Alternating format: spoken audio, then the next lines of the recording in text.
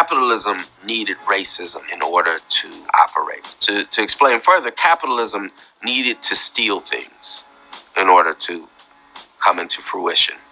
If you're talking about a whole class of the bourgeoisie, where are they going to get that injection? They get that from stealing. It's called primitive accumulation, and it's something that has been at the beginning of every new economic system. In this case, took the form of stealing land and stealing labor. They tried to do that at first with mainly white working class folks, and they realized the problem that they were having because they needed white working class folks for other forms of labor. They needed to figure out a way that that white working class would be able to feel safe in their being. At this time, we're talking about Europe. Africa was the answer. They stole minerals as well, not just land from here, but minerals from Africa and labor from Africa. They started stealing people from Africa, bringing them here, and to explain why this was different, why this was not endangering the white working class. They had to say, well, look, these are a different group of people. These are not even people. We wouldn't even do this to you. And at the time, they could say Irish were different groups of people too, because Irish were not considered white yet. The theory of race was invented to justify slavery. Now, before that, they talked about things in nations.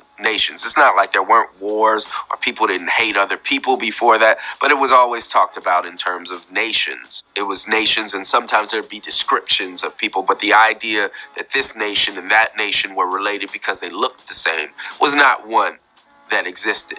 So this idea of race was put forward to justify slavery and to say, look, these are a lower form of being. You should not feel united with them. This is not your problem. This is that. So there was a need for racism. Similarly, now there's the same need, right? Because stereotypes about black folks are used to explain to the white working class that poverty is the cause of people making their own bad choices, as opposed to poverty being necessitated by capitalism. The truth is, you cannot have capitalism without poverty. It needs it. You cannot have capitalism without unemployment. If there was full employment, 100% employment, no one could get fired because there'd be no one to replace them.